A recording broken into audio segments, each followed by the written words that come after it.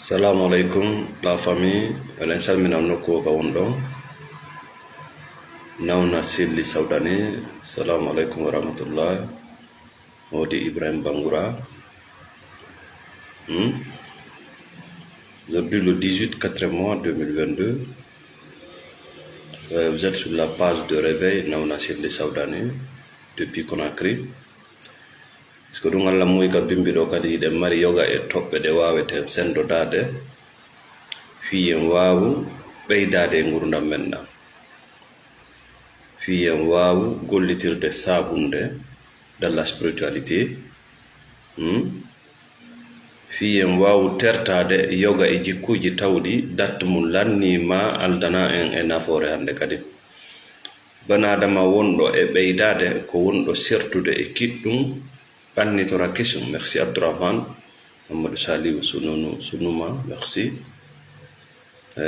Fatoumata Balde, merci pour le soutien. Mamadou Salih Sounouma, salut. Ibrahim Bari, depuis Lisbonne, merci. Bani Adama, Bani Adama, mande himo wuri, mande himo beydade, ko si tawi himo sertude yoga e jikkuji tawdi wondanamo e nafoore hande kadi haysi nafimo hanki himo sertude yoga e yimɓe, himo sertude yoga e golleji haysi tawi ɗin ɗon nafimo hanki. Mais si ɗi accimo nafude hande haray ɗum ɗon holli neɗɗo on no wuuri bal hatta ɗon himo ɓeydade kadi. Ko ɗum ɗo woni réalité aduna o, ko ɗum ɗo woni goonga. Kala non dartiɗo ɗum ɗo o nanay ko faalaka, o yiyay ko faalaka e nder gurdam makko ɗam. Merci tout le monde.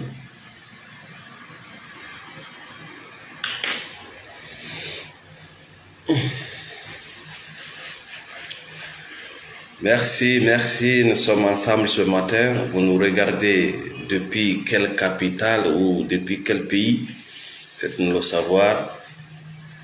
Merci ma soeur Fatoumata Balde. Fatou, merci à tout le monde. Merci pour le soutien sur la page de Nawna Selli. Nous sommes ensemble. Voilà. Ko yimɓe ɓen duwa andude kala ka wonɗa yawde janga ma kala ko wonaɗa jannede, woni kaka école, woni kaka duɗe, woni kaka madrasaji, woni ko e jamiya. Merci Mamadou Wuri Diallo Heriba depuis Labi. Eɗen salmina ɓe Labe ɓe. Ko on ɗum duwaɗa famude kala ka wonɗa yawde janga hande ma kala gandal façon wonɗa yawde janga, andu wonɓe ma jannude ɓen ko gandal conventionnel, gandal haldangal fotta, gandal classique ɓe jonnay ma. Ko lutti kon ko anda ɓidanta hoore ma, ɗum ɓe innata les bases.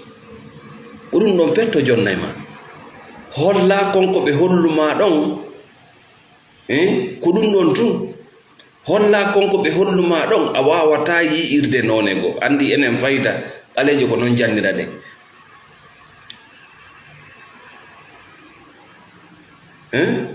Ko 1% ɓe jonnay ma, c'est-à-dire ko no way wa lawol ngol kilo wulure o tigi adde seppida e makko métre temedere o accite. Ko ɗum woni konɓe conventionnel, ko ha ɗon o wawma addude ko lutti konno e jungo ma. Merci Ibrahim Bangoura depuis Dakar, Diarra Balde.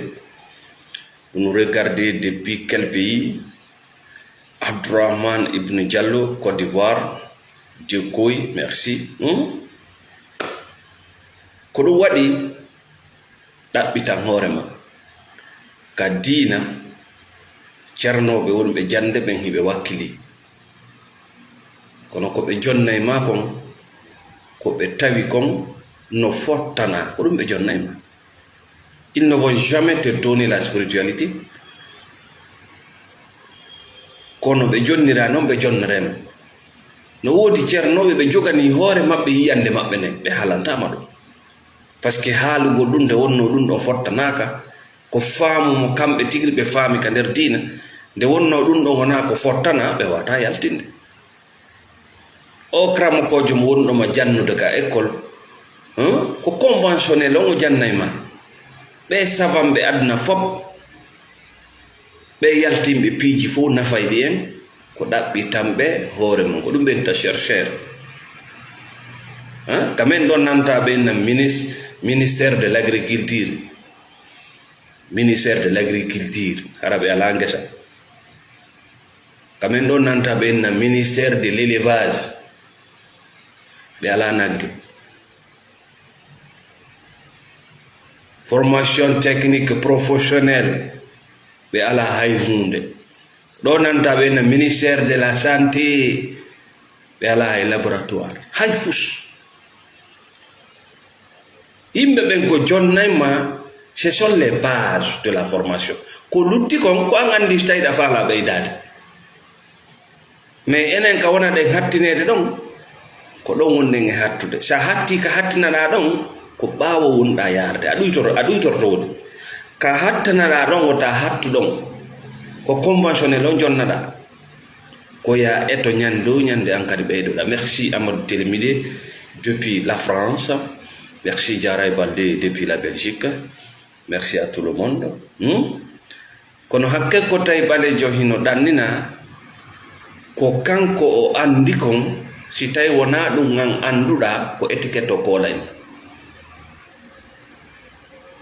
an ko anduɗa kon nafalima addanalima nafoore fus a yii kesum kono yiɗa dartade ɗum ɗon kadi ɗum ko ma nde hiɗa plomba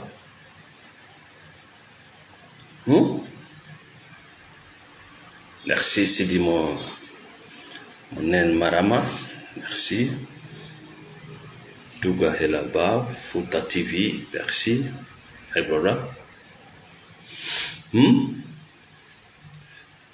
nok hay yawɗa Sorbonne kala ka yawɗa aduna jango yawɗa ka duɗe Sénégal yawɗa ka duɗe Fouta yawɗa France yawɗa kala yawɗa Angleterre Oxford kala ka yawɗa e aduna ɓe jonnatama si wona gandal conventionnel classique ko halda fotta kon ɗum ɗo no hawri fof no wawi kafude ɗum ɗon ngara sonkali ko ɗum ɓe jonnayma ko lutti kon ko an ɗaɓɓitanta hoorema gandal ala hattode sa nani tun goɗɗo en nami jonnama kaydi c'est conventionnel. Je suis diplômé dans telle matière, c'est conventionnel. Si la fala wonde espère ko anda bitanta hoorema. Si tu veux devenir un génie, tu deviens un chercheur.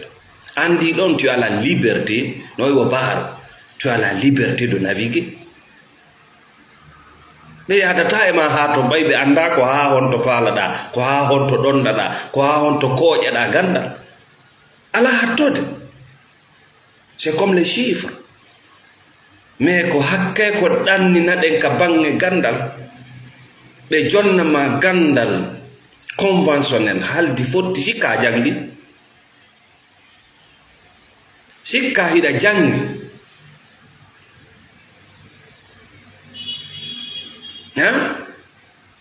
ko ɗum waɗi Afrique si ɓe innima les intellectuels c'est les plus maudits les plus idiots du monde. Afrique sa nani leydi ɓale no haala fi ganduduɓe siɗa faala ɗaɓɓude komoɓe ko ɗo yaata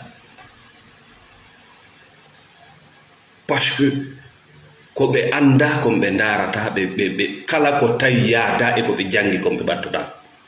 C'est pour ça que c'est des plus bêtes du monde.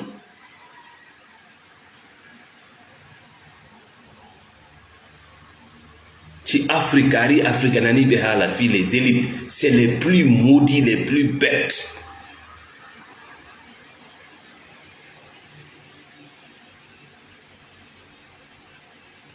Ndaru haka wonnen ɗo l'Afrique n'a pas pu solutionner le manger ñamugol tuundi fittugol saare haka ɓe woni ɗo ha ka ɓe woni ɗo wono lagine ɗo Conakry ha ka ɓe woni ɗo ɓe wawali fittude saare. Si ɓiɗɗo ma a yi ɓiɗɗo ma o wawali fittude nder suudu makko ɗum laɓɓinan ka o walato ɗon fuu so o gaynata ka aduna, tout commence là.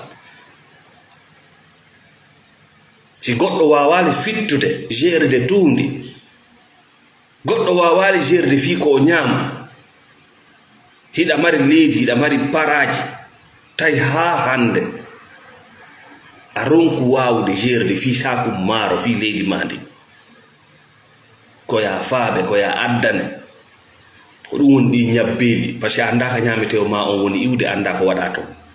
Ha ka wonɗa ɗo an e gandal ma, an e ministére d'agriculture et d'élevage, a wawali gerde ko yimɓe mum ɓe ñaama, maire ɓe mum ɓe wawali fittude saare nden, ɗi taxiɓe no mowude fof, ko ɗum wiyete les idiots. Kono noon o yurmi ko ha ka woni ɗo, a nana yimɓe kadi no inna wo janngoɓe ɓe.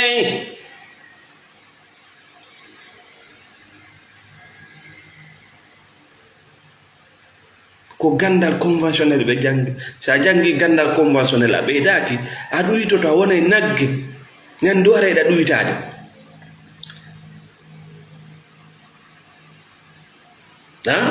Ko ɗum wone autodidacte, jangane hoore mo.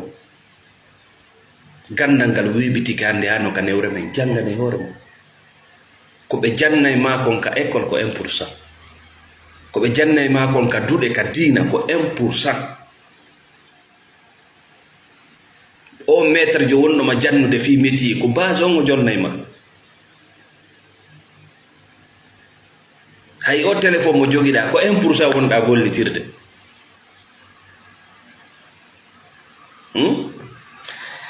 Merci Samak Baldé, Abdourahmane Ibnima. Maintenant on va commencer, nous sommes à 83.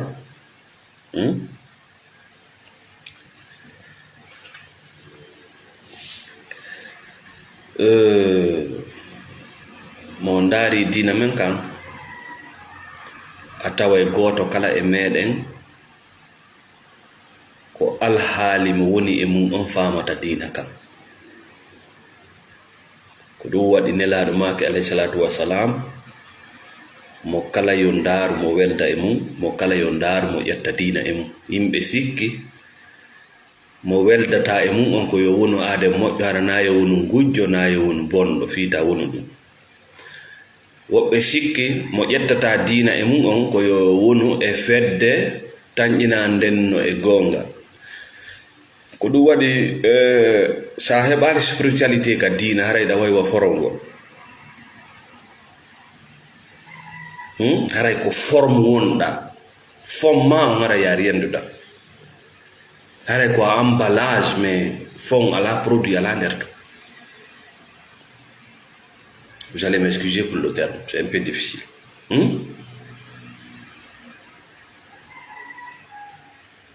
Merci Ahmad Mustafa, Amadou député le Mile Ousmane Diallo.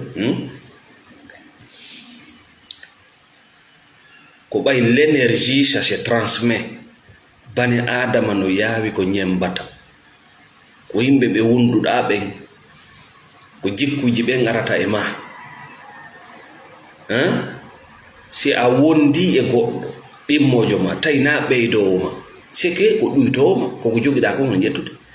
Kanko o ala hunde kisum, o ala hunde ko watta e ko bakon, seke an ko moyen woni wadde ka gurdam ma, no way ko fottata e karam ko batin.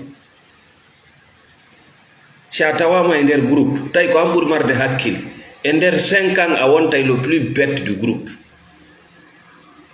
parce que ɓe wadde retrait ka gurdam ma sans dépôt. Ko ɗum waɗi si nelaɗo ma suɓe ɓe jatodira, suɓe ɓe wonto. Kala mo wondata yo taw o ɓeydete kanko kadi. C'est de ça que le prophète parlait, parce que si tawi ala ɓeydade a sakkitorto wonugol vide, ɓe ƴetta koɓe an ko boni e maɓɓe ɗon jetta ɗum ɗon waɗa e ma.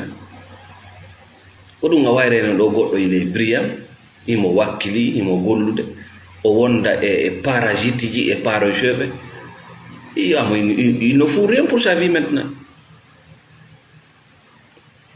telem makka dina yette sube ka yetton dina mon kan si dina ala spiritualité neddo mo gollata dina ko spiritualité won wonkin dina si ala e makko gollata jonno sa yetti dina e mo gollata ko no sakkitorta ko won gol mo gollata ko nyande o ida yewta wasina sa wasina si awali ke jamma fina e bimbi tawa no nyaawede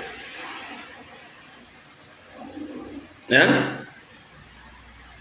anan remo adnan ko fus kono bembe o wiyata no fokkiti yite bembe o wiyata jokka sobe bembe o wiyata ko heferbe tawata ko ben o habbori di sappo e jena e noga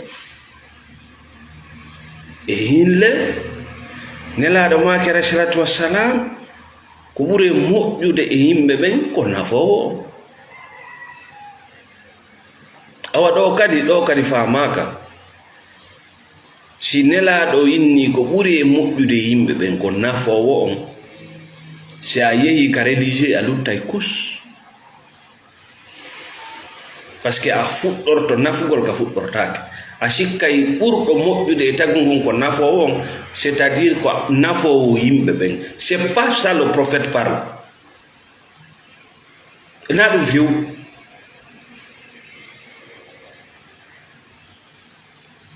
kala hunde yewtade ka diina kala yamirore arde ka diina ko ya fuɗɗori hoore ma ko ɓuri moƴƴude yimɓe ɓen ko nafowo yimɓe ɓen ko a goɗɗo e yimɓe ɓen si a fuɗɗori hoore ma nafoore nden nde battinay si a fuɗɗorari hoore ma a sakkitora e dépression mentale ko honɗum woni fuɗɗorgol hoore mum ko min woni aranno e yimɓe ɓen par ce que sa alano ko aduna ɗo aduna wodaka pour toi ko an woni number 1 e yimɓe ɓen duwaɗo heɓude nafoore ma an aranum ɗum wota jaɓu hunduko ma kol lorde a nafi hoore ma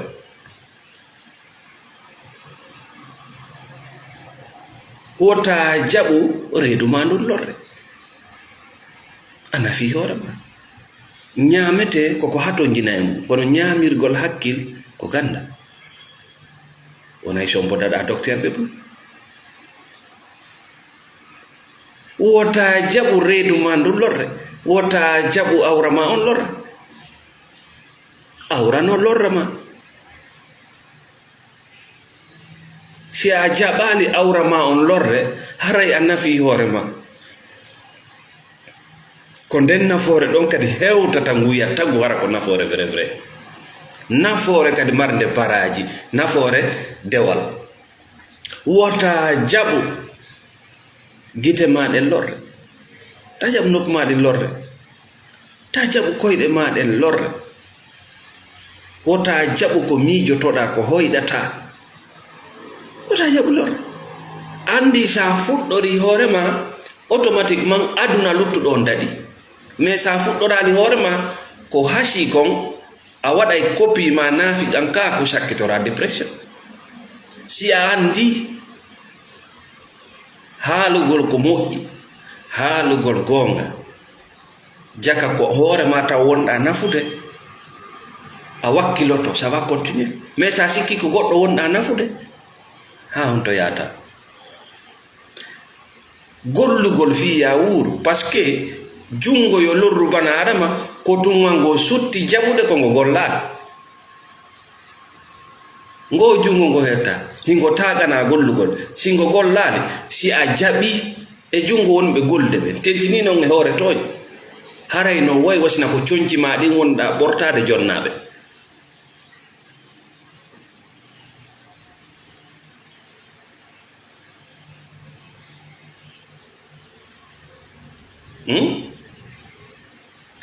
donc mais nelaɗo maaki ko ɓuri moƴƴude yimɓe ɓen ko nafowo on ɓe acci diina kan ɗon ɓe faami diina kan ka hakkille ma sans la spiritualité ko ɗum yiyata bani adama himo ñawlo okkitira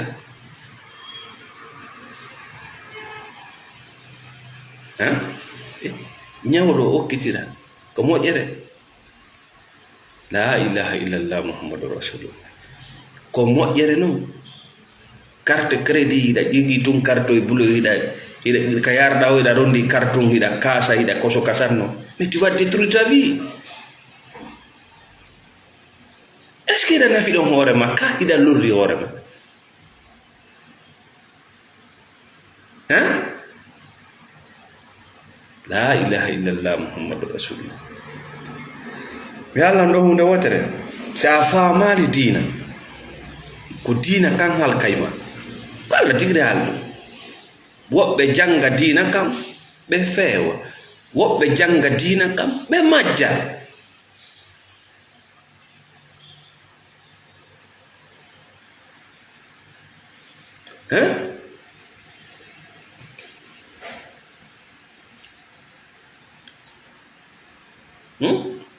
Ya fe mi Allah ɗo hunde wotere ka haqiqa wonugol moƴƴuɗo, wonugol moƴƴuɗo, moƴƴuki ki janna ɗen ki, moƴƴuki réalisé o, wonugol moƴƴuɗo makkoba giɗo Allah barkinɗo, wonugol moƴƴuɗo waɗata ma moƴƴuɗo, waɗatama kadi yiɗaɗo, okkortama kadi teddungal, kono noon waɗete wuugeteɗo. Merci ma sœur Aïcha Diallo, merci Binta Diallo. Waɗete noon wuugeteɗo si a sallike moƴƴere dans la spiritualité qui est le retour vers ton âme, le retour vers soi. Maintenant c'est-à-dire ko ya yiltito e wonki maaki ƴetta noon wonki maaki ɓaawo ki a moƴƴade e makki, a taway automatiquement a moƴƴike aduna luttuɗo. sa moƴƴike hoorema a taway a moƴƴike aduna o fof pet makko. Kono sa moƴƴike aduna on a acci hoorema ɗon a taway a lorri aduna o.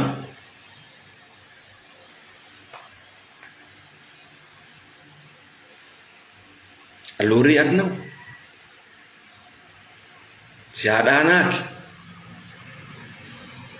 si a nawni, sa acci ñamugol, sa acci gollugol ko jelo tampinɗa, par ce que ko golle yimɓe on bonde fima.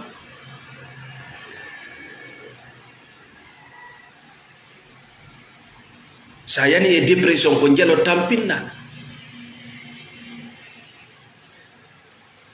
Merci Fouta TV.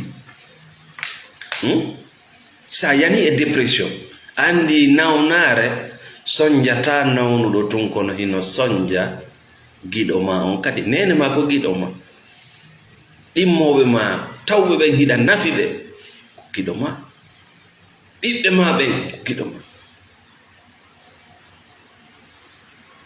wota sikku ɓayda wayni ala nafa goɗɗo no jooɗi nokkugo ko sabu ma joɗɗinimo ɗo,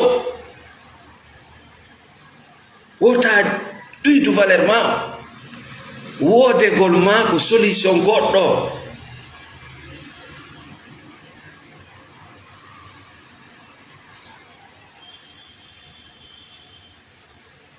goɗɗo no welti nokkugo ko sabu ma an, goɗɗo no walade ɗano ko sabu ma an. Ne détruis pas ta vie. Wota halku gundam maɗa e sabu ɗaɓɓugol toɓɓe, na ɗum dina kan wiuma, dina wiyalma e ɗaɓɓu toɓɓe. Mi fillito yewtere nden, nelaɗo maaki ko ɓuri moƴƴude yimɓe ɓen ko nafowo. Mais si innama yimɓe sino kontede ko on to fuɗɗotoɗa kontude, hoɓɓe wurina kaka kammu fuɗɗoto kontude.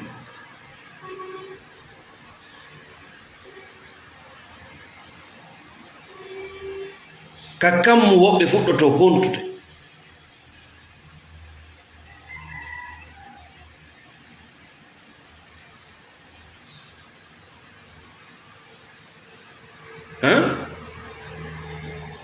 On miskimɓe sappo on darnama ɗo, ko on miskimɓe hiɗo dari ɗo.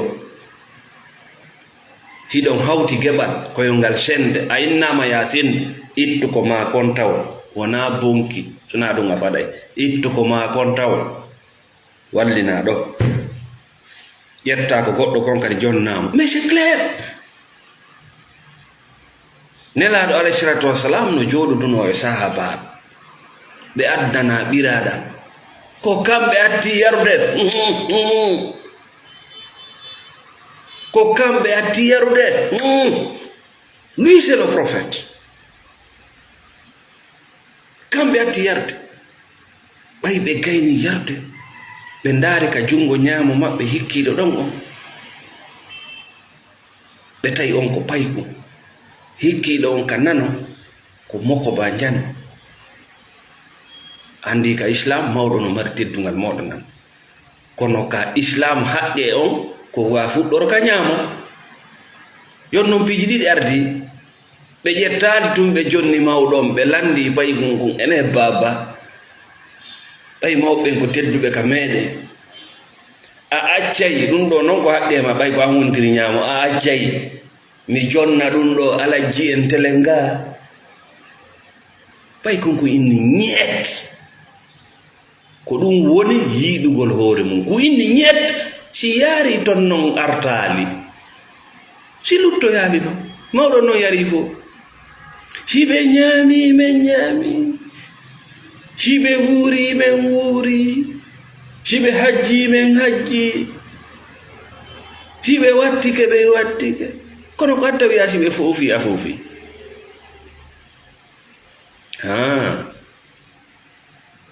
naafgankaako no nandi e neydi moƴƴano naafgankaako no nandi e ne'agol hoolorgol Allah darnagol haqqeji mum ɗin no nandi e ƴaggere ɗum waɗi si ɓe wi noon nelaɗo no ƴagge ko feetuɗo taƴa yenna ko tawakkal alallahi makko on ɓe yii sa yehi sodugol essence e station joma station ko millionnaire ko marɗo kal kono waccanta cewdu ma ɗin to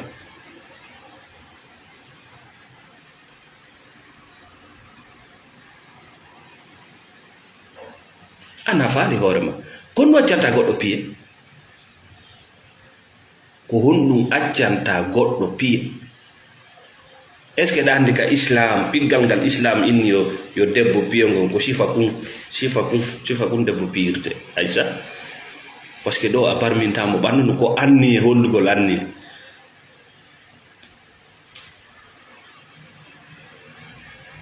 kono waccanta goɗɗo piye parce que a yiɗa hoorema kono ñawlantoɗa fagga yimɓe merci adama ba a yiɗa hoorema kono haɗata ɗaɓɓa jawdi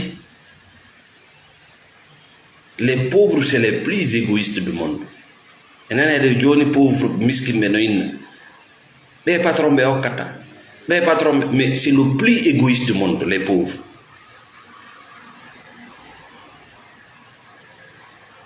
les plus égoïstes du monde c'est les pauvres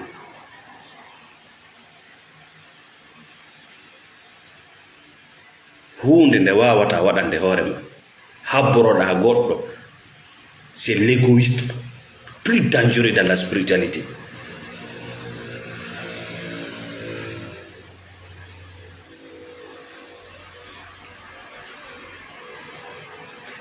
debbo ko kun ɗo piyirte a heɓata probléme hakkunde ma e makko a yoɓoyta facture ji ka pharmacie e DPJ ɗaɓɓitatama Allah a yeddali Allah hino kum cukkayi kum ɗum debbo piyirte piigol ɓiɓɓe ma ɓen kadi lowru needino ton lowru needino ton duwaka feƴƴude ma nda c'est combien si ko ɗiɗi ko tati ka ko sappono to an a piiɗo ɓiɗɗo ma o barmi a piyimo ɗo ɗum waɗimo ɗanagol a piyimo tawi koyo naɓe lewtani a piyimo lowru ɓurndu lowru neydi ko goɗɗum ngo wonɗa e mum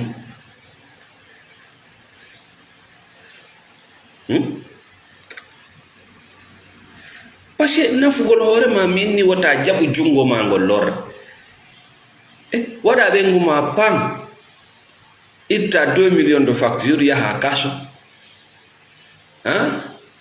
mi alnan ɗo secret mo on nan merci Ceerno Diallo mi alnan ɗo secret mo on nan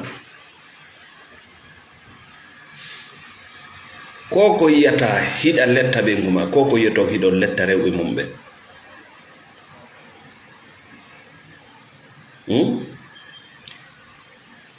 hiɓe wiye yoɓe muñño hiɓe muññi yoɓe muñño faites beaucoup attention ko ɓuri hewde e rewɓe ɓen wona muññare ɓe wondi mum hiɓe habbima après 20 ans 30 ans hara ɓiɓɓe ɓe janɗi nden ñande hara e an gorko on a lu'i dani gonno waɗayma konko wonɗama wadde ɗon kanko e ɓikkoy koy o formata e ɓikkoy koy o loota cerveau makkoy si ñalande hewti elle va se venger ko ɗon nden ñande andata koko wonano wiyede yo muñño na muññare o habbi kono noon ya un probléme an debbo waɗo ɗum on tu a un probléme parce que ñande modi ma waɗa enuma nden hiɗa mari pour plein pouvoir ya nafu hoore ma honno nafugol on wota jaɓu goɗɗo naade nder fur wota jaɓu goɗɗo sae ta jaɓu goɗɗo barmine wota jaɓu wonde goɗɗo ittantama dépense wota jaɓu wonde goɗɗo tankotako ko heɓi wota jaɓu hiɗa mari on plein pouvoir hiɗa mari ɗen doole kadi Allah no jonnuma ɗum koya gollitir ɗum ɗon ko ɗum woni nafugol hoore ma sa acci ɗum ɗon ɗon a ƴetti gurdam mbeewa a waɗama kolombowal a muññike a waɗama joloko a muññike a acci noon ha gorko on lo'i a wiino ko a muññiɗo ƴaka ko fenande a murtini ɓiɓɓe makko ɓen e hoore makko hiɗa mari probléme ji ɗiɗi naɓay ɗima yiite ara nun ɗum ko muññagol naafiƴankaako no naɓa yiite a salike tara gollitirde ko Allah jonnirmaako fiya yaltinɗo maala suu on ka nder galle ma par ce que Allah inni wonde no moƴƴiri so wondirta no moƴƴiri seede hiɗa andi on wonda no moƴƴiri hiɗa mari on heene e toxique joni noon a heɓani goɗɗo ɓiɓɓe ɓen janɗi rutta ɓiɓɓe ɓen e ben maɓɓe ɓe détruisa koye kunki kala ko koye ki kala o yiyata no piiride e dennabuji fi ƴiyal ara yurmira won no pooɗa Mercedes ji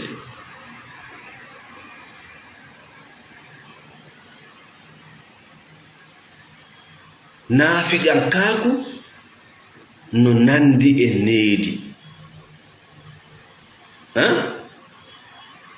naafiƴankaaku winde ɗum ɗo no nandi e needi tawakkal alallahi hoolorgol Allah no nandi e bewre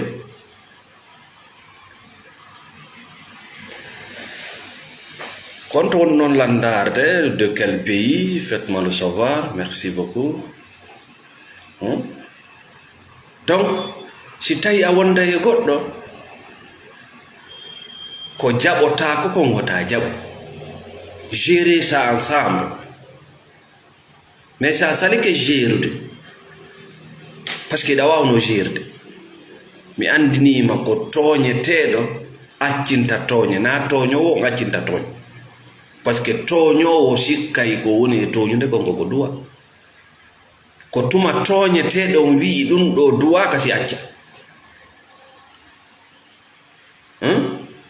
merci ceux des États-Unis, Amérique, Italie, Minnesota, merci beaucoup.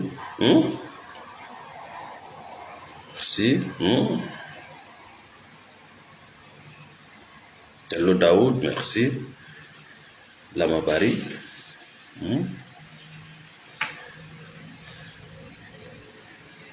Si on wonday sonnaɓe momɓe, si on wonday e modiɓe momɓe, ete wondon no moƴƴiri. Merci Lamine Ba.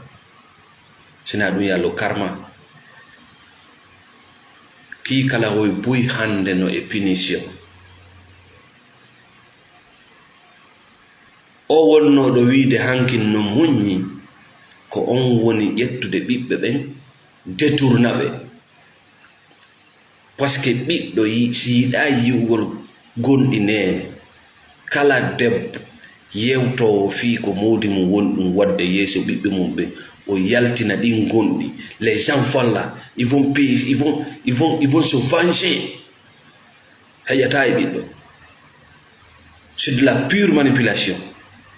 Si tawi a wakkilike sa'ede, a wakkilike latede, a wakkilike wikkede, a wakkilike añede, e pete ko wiɗa kon hiɗa muññi yo taw ko ɗum woni, parce que ko an wakkili. C'est qu'on appelle les personnes toxiques. Ko an andintaɓe ɓandu andum wona jimbeeri, ko an andintaɓe dépense janni wona négocier ɗum, ko an andintaɓe ɗiɗo mbuuɗi y a pas de négociation dedans. Si tu n'es pas capable, il faut démissionner. Si tawi wona a gorko, tu démissionnes. Tu démissionnes, c'est tout.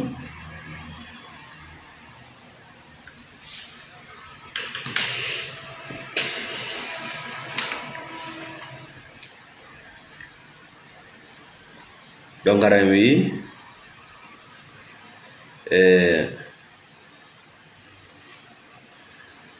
oti ko andu wonugol moƴƴuɗo ara moƴƴaki e hoore mum addantama giggol, addantama teddungal, addantama si wona wuugede. Anon ɗon noon ɓe wuugete parce que ko nelaɗo maki dow ga kon a jaɓali golliturde dans la spiritualité, le retour vers soi, fuɗɗor hoore ma ko ɓuri moƴƴude yimɓe ɓen ko nafowo on, ko a goɗɗo e nafeteɗo. seede muɗum nelaɗo yamirno ittugol sadaka neɗɗo yanuɗo soit e bakatu ma bonnuɗo sariya simi yejjitade, o ari o tawi nelaɗo alayhi salatu wassalam o inni nelaɗo mi waɗi hunde kaare. Nelaɗo inni wa yaw itta kafara on, kala ko haala o inna wala, kala ko haala inna wala. O heɓoyi goɗɗum tamaro, woni ko goɗɗo okkimo ba, woni ko kanko ɗaɓɓi addi ba. Nelaɗo maki awa ƴettu ɗum ɗo jonna miskimɓe ɓe ngo inni ara goɗɗo no foddi e ɗum ɗo ɓurlan min ka saare ɗo. Nelaɗo inni ƴettu ya ñama ko c'est la formule. Oɗon non formule mi haalna ɗum hunde wotere. Kala neɗɗo tawɗo ko PN, ko cannibal, ko esclavagiste o jaɓata famama. Parce que sa famimo a waltoɗanoɗa, sa famimo aduna on fof ɓuttinayi fema an on, sa famimo a noddat a ñittottako goɗɗo yataɗa wulla, sa famimo a yalti ka hoggo.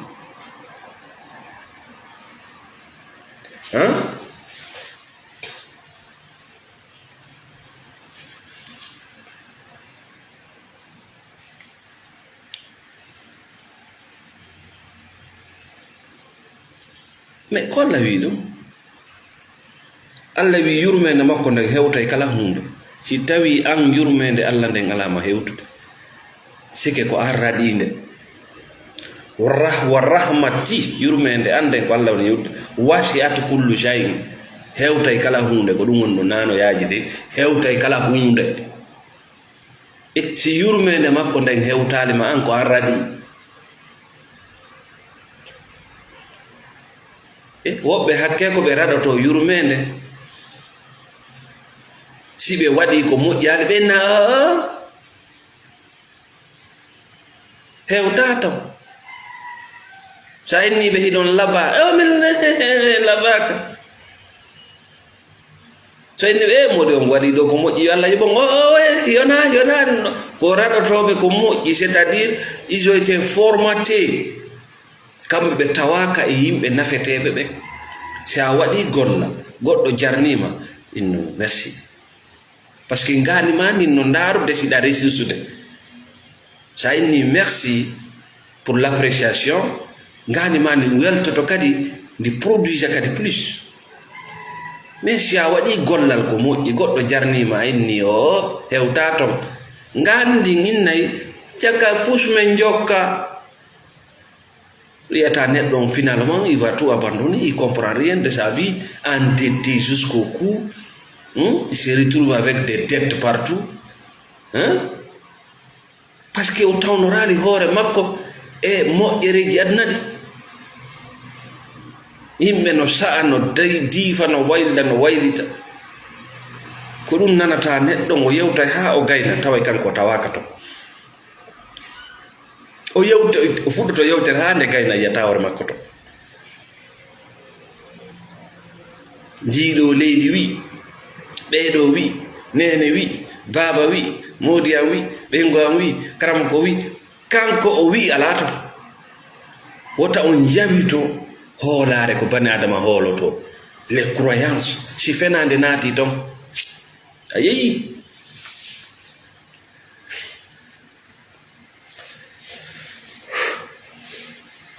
Maintenant on va prendre les solutions bana e on ɗo tun e haalugol wono politicien lagne.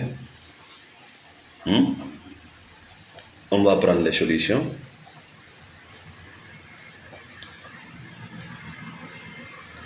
Solution arano on mana yaltirgal aranangal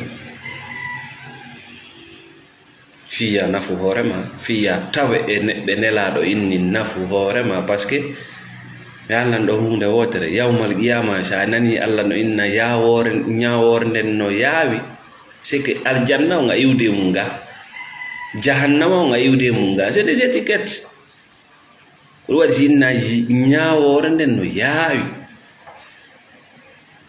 mo kala arday e donkum munkum, donkum aljanna e donkum jahannama.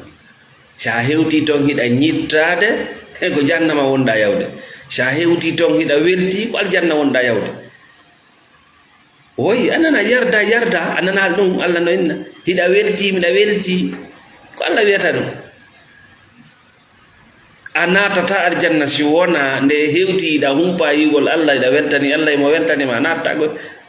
Ono sa hewti ton a hewtiti ton hiɗa sa'a a gollitirali juuɗe maɗa, a gollitirali ngani maɗi, miɗa waɗa, miɗa wi'a, miɗa wikka, ɓe okkorali lan, yurminali lan, jonnali lan, yiɗali lan, nafali lan, hiwo ɓe inna natanelan o ka yite, par ce que hiɗa muni Allah kadi no monanima. C'est-à-dire no ardirta non e Allah ko non tawirtama. Ça c'est la formule ça. Yaltuɗo joni bimbi, yaltuɗa moni. No kata nde ɗarari goɗɗo fusi hoore mande.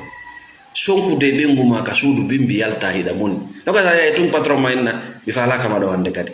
Ko énergie négative arduɗa e mo. Hoyniɗa ɗi moƴƴa ka suudu, lotoɗa hiɗa welti. An e mata on mo weltanima hiɗa weltanimo. Himo habbi ya artu kikiɗe yalta sadi a frapo ya an tigri nano jaga adnan ko paradis buye mum gurdam mon no jiiɓi c'est à la base et dans la maison ɓengu ma no monanima hiɗa monani jawdi ma ndi fop jiiɓoto yaltu ka leydi ma hiɗa monani leydi ma ndi il faut vérifier ça yal min lagine mi artata ɗo lagine ko lagine. Si a yehi kala ka yawɗa ɓe sa'ete, kala ka yawɗa yimɓe ɓe yiyete tun ɓe ñittin ko tongata heɓude ko sunnude ɓernde ma nde ko a yaltude ka suudu ka wunɗaɗo nge leydi go. Sa arti tu es furieux parce que le départ était très sale. Ko ɗiɗo e tato waɗuma na leydi waɗuma, na ko ɓengu ma waɗuma, na ɓiɓɓe ma ɓen waɗuma, wona yumma makko na bem makko, wona musidal makko ngal waɗuma. Hino no goɗɗo natirta aljanna, hino no goɗɗo natirta yiite. Haraɗa rondi dongal julde e sadakaji hajjuji ɓay tun ari yeeso Allah hiɗa fiidi hiɗa waɗa hiɗa habbi yo woɓɓe nange oɗa lettunolan oɗa waɗunolan enna nge nagge ɗo naɓanelan mo tutaw. Il est venu fâché, envoyé de l'enfer, ko kiliyamɓe yiite ngenno ardu e magge. Mais sa ari ka ari yawmal qiyama honto taguɗo lan o woni miɗa humpamo honto ñaamiti aljanna ɗin woni on fe warɗo paradis ɓenna ɓiɓɓe worɓe ɓe ngari paradis ɓe ardi e mum ɓeydi hullu jannata yimɓe ɓenna kaari kono ɓe annduno mais ɓenna he négativité mon on ka yiiteya to parce que vous êtes négatif onon ko moƴƴi on yiyata kon ɗum habborta yimɓe ɓen ko wata waɗande hoore ma o jalnarina ñaminarina weltinarina ŋañarina ko haɗi waɗana hoore ma hani ŋaña hoore ma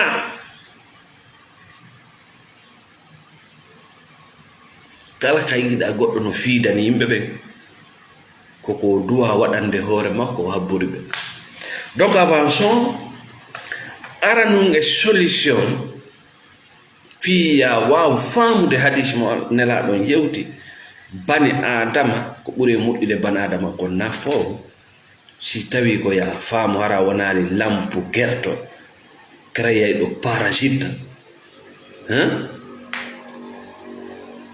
ko ya laaɓan yimɓe ɓen ko a hombo c'est la première solution parce que buye mon ɗo mais ganda on koy les gens sont experts dans les masques hakkunde Allah expert be honest with people about who you are wonu nunɗuɗo laaɓa yimɓe ɓen ko a hombo sa yi modi ma no luubade ma andinalma ko a hombo koy sa yiɗa ñawlade hajjina yimɓe yiɗa ñawlade itta sadakaji a andinali yimɓe ɓen ko a hombo koy ka wonɗo ñawlade ɓe c'est tu es pauvre andinali yimɓe ɓen ko a hombo koy ko ɗum waɗi on te facture on t'insulte andinali yimɓe ɓen ko a hombo ɓe anda ko dimo ka ko maccuɗo ka ko lampu gerto ɓe ronko famude ko wonɗum e aade wini no jogii tum masque no yaha ala waɗa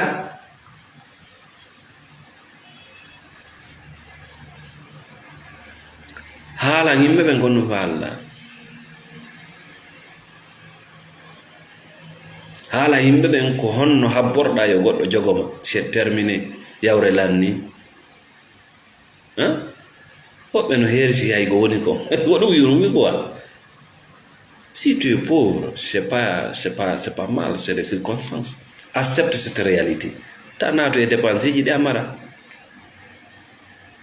ala ginna yimɓe ɓen je n'en ai pas comme heɓi kala komi heɓi fewno ɗo komin foddi e mum je n'ai pas de base banadama fof wonɗo gollude no dowa heɓude ko ɓennata ko l'argent de sécurité ko ɗum ɗon argent de sécurité au moins 6 mois ma 8 mois ara muɗum no waali en cas de crise golle nawnare accident hara a wawa rewde ɗin ɗon ɗo ya wawde yaltude crise ko jele mum mari ɗum si goɗɗo ñawlike faggi andi ɗon haala lanni si goɗɗo ñawlike itti sadaka ñawlike hajjini ñawlike faggi yimɓe ɗum ɗon o ngatti mais sa landike mo gonɗum o wiyata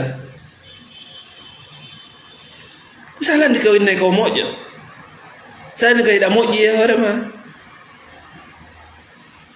iɗa fokkitani dépression mentale iɗa andi ɗum ekkite kenen so on yii on nani on yii goɗɗo no mayude ara joɗɗa c'est très important yimɓe buy maayi ka jungo an ɗo si goɗɗo no maayide ta ar joɗɗa ɗon yo nafe yo yaadu makko ndu nafe heɓu ko waajitoɗa écoutez ces gens là ɓe yewtay maayoɓe buy yewte mais jentotoɓe ala no ari jooɗi wi la ilaha illallah wi la ilaha illallah wi la ilaha nagge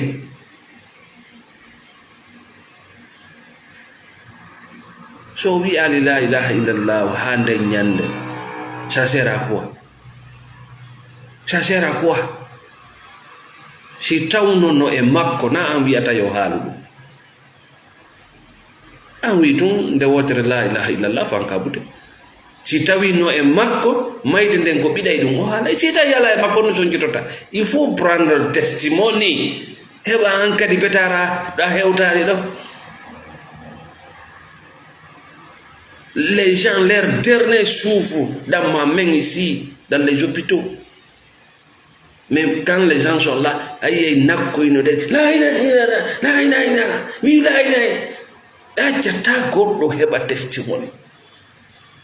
An kadi ko ɗon wonɗa arde koni kento wota yanɓe ko yani ko. Jooɗo tun deƴƴa, il va parler. Aïe, woɓɓe no yiila hoore, ngata kondu. Il suffit juste de dire, Koridja, il va commencer.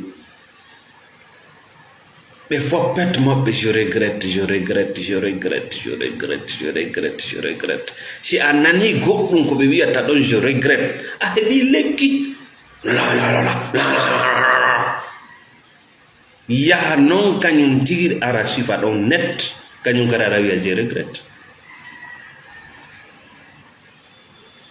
E dina ɗoygol ko hay maayo on heɓataka maaya. Maayowo ko ɗaɓɓi ko jentede, o ɗaɓɓa message si o wajano ko hande ñande o ɗaɓɓirama ɗum lui il est prêt à partir. O yii adnan, c'est-à-dire il faut vivre ta vie. O yii bana adama na ko rewete.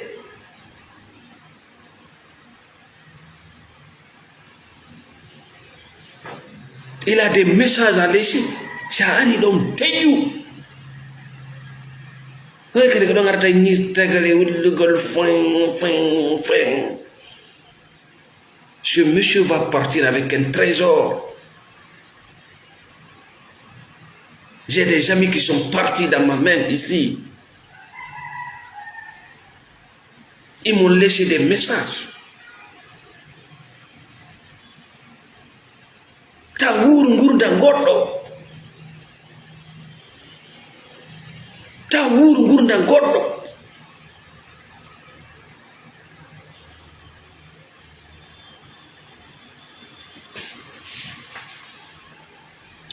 Donc boyi e men no tampi parce que adna ganda ko en hombo ko e malaika be ganda ko en hombo be wayreno ma bimbi ko ɗum ɗo kikide nde ɓe aroya ɓe non on comprendre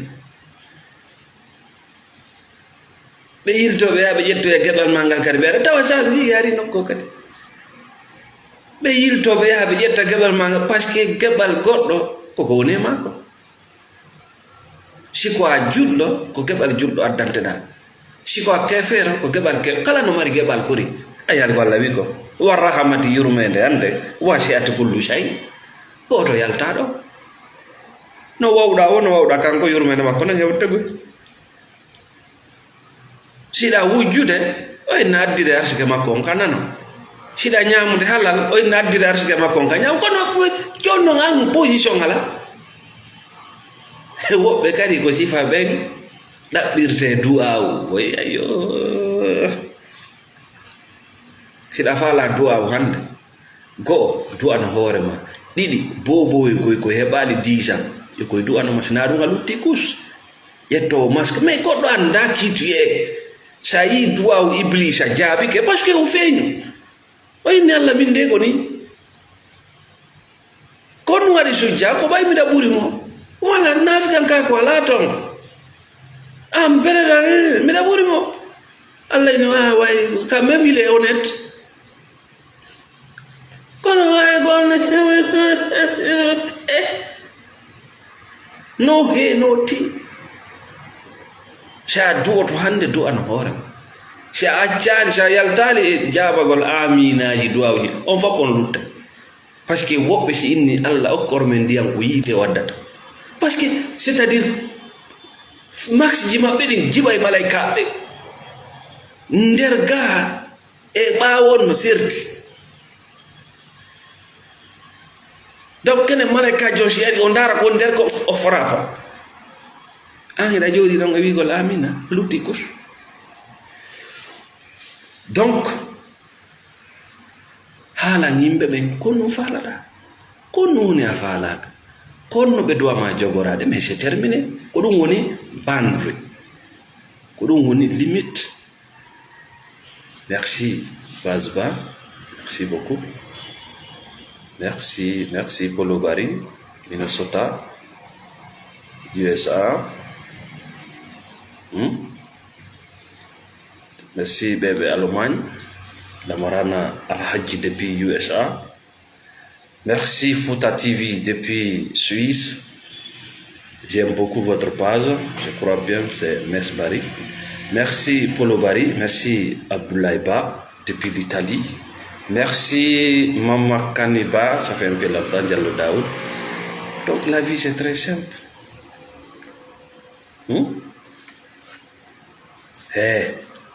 Kala ko perduɗa e waɗugol ɗum ɗo ka haqiqa ko hoorema hettuɗa.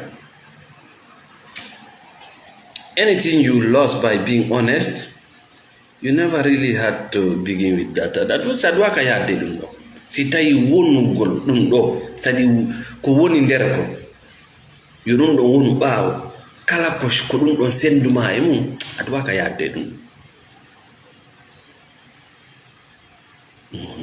Si tawi a laaɓani ɓengu ma ko a hombo sans masque on seedi jakana anga ɗo duwana wondude.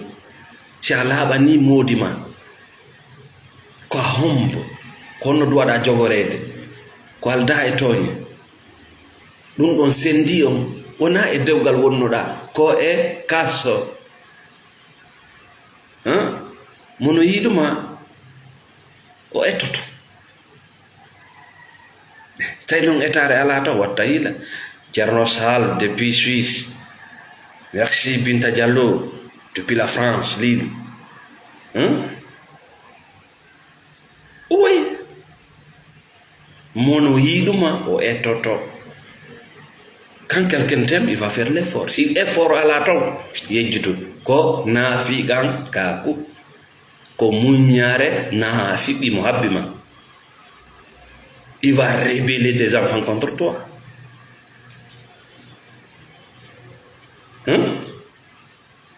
Dougahe là-bas, merci. Haalugol gonga, laaɓangol goɗɗo, hollugol goɗɗo bandreji mum ɗi, limbitiji mum ɗi, keeri mum ɗi, ko jaɓata e ko jaɓata, ko yiɗi e ko yiɗa. Si tawi ɗum ɗon sendima e goɗɗo, c'est une libération. C'est pas une séparation. On sendidiray la libération et la séparation. Woɓɓe si seedi c'est la libération.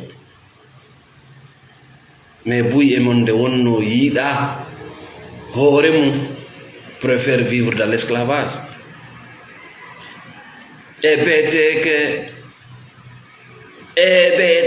ɓiɓɓe, e beteke kaydi, e beteke kamu leydi, e beteke ta jaɓon ta jippin valeur ma asfala safilina, e beteke a bani adama e beteke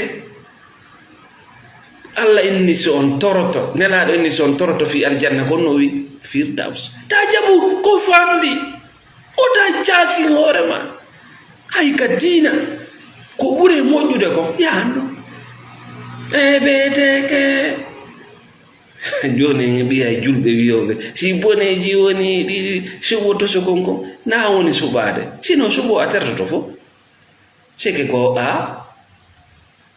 a wona ɗo adinede wona wonɗo suɓade de si boneji woni ɗiɗi suɓo fanɗu kon a wata tertade si bone woni ɗiɗi moƴƴere ala a wata yafade siko leydi a wata yalde mayri nani haala si bone woni ɗiɗi ndargo ɓuri newe bone toso ko ala bone ko bone bone toso ko ala ɓe walliniɗo drogue ɓe walliniɗo cigarette fof ko bone sa inni ko cigarette on woni toso kon ko memutu koko gollata kon kanko gari ko gandinde kom bonna e jogotoje maɗa waɗi tertoɗa si a suɓi kettoso konkum ko a maccuɗo wona an suɓi de ko a adinaɗo ko ɗum hersa haalaga sadi hersugol wiigol ko men maccuɓe si bone woni ɗiɗi ƴettude so kunkum moƴƴere ala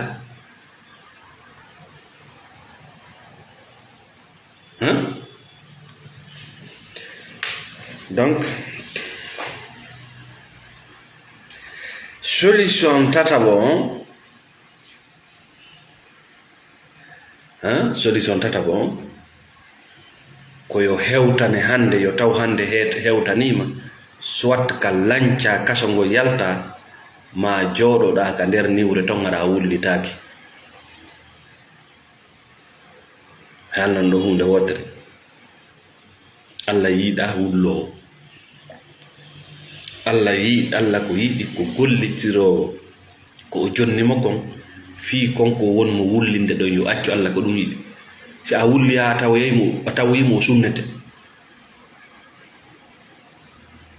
si soferjo jonnama 4x4 carbotage kay be mo nodda patron mo wullito ɓe jatta e o tawa ngal sa jonnama mananko yaha gollu sa ɓe jonnuɗoman yiɗa wullitade ɓe jatta e buɗɗi kala ko ɓeydotako ko jatteteɗi hande hewtanima duuɓi 3 duuɓi 4 ɗa jentade page nawna selli hande hewtanima te andugol ngol nafatama c'est le travail ma hande non hewtanima a fini pinal ngal tun nafatama c'est le travail ma joni non hewtanima amma bum lanca kaso ngo yalta ma jooɗoɗa ka nder kaso ton ɓuttinana yimɓe ɓe c'est un choix si tawi hiɗa nder ton tu n'es pas ça parce que ça fini a yirtitota ko e niwre a jaɓata haray toujours tu te plains ko pinal ngal wonma ɓittinde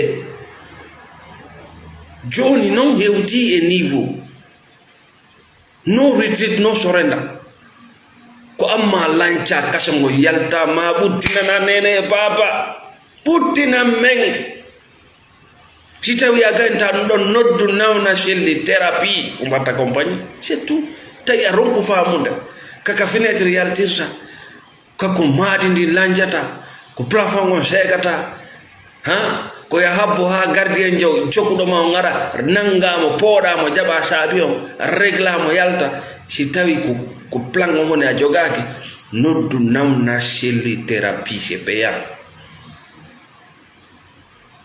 kala ko jattuma uttuma on c'est dangereux pour toi mi halne ɗo hunde wotere bana adama a foppet maɗa ɓandu ndun ko ɗo hay ngurgu gorko ko ɗo o sperme ɗan ndiyam wurgol majjan ko ɗo jawdi ko ɗo sa ƴetti suusi a naadi ɗon yadata parce que ko siki ɗo no deeƴi tumban heɓa laawol siki ɗo no deeƴi ɗengal ngal heɓa no ñamira ko siko ɗo no deeƴi heɓa no ɗanoroɗa ko siki ɗo no deeƴi heɓa no miijitorɗa tawi non ɗo deeƴa dogo clinique ji aduna ɗin fof nafata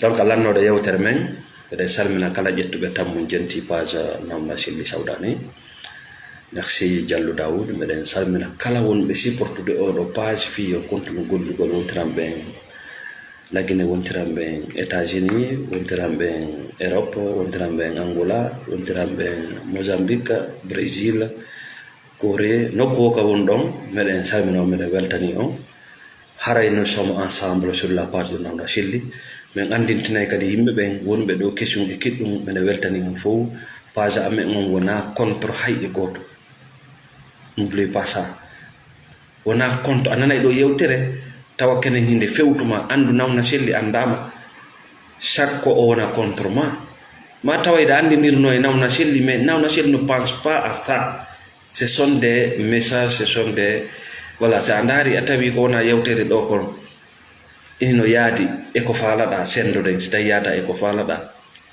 c'est très simple que ça aduna on feƴƴi ɗon aduna on feƴƴi ɗon miɗa wiya miɗa waɗa ko min o sappi ko non feƴƴi ɗon si tu ne change pas, le monde change tous les jours man to ɗum si tawi an ala sanjude aduna on no sanjude ñande ñande e nder duuɓi sappo ɗo golleji buy bone golleji pus pire lannay date mum lannay piiji buy sancay nawna chelli thérapie. Salamu aleykum wa rahmatullah.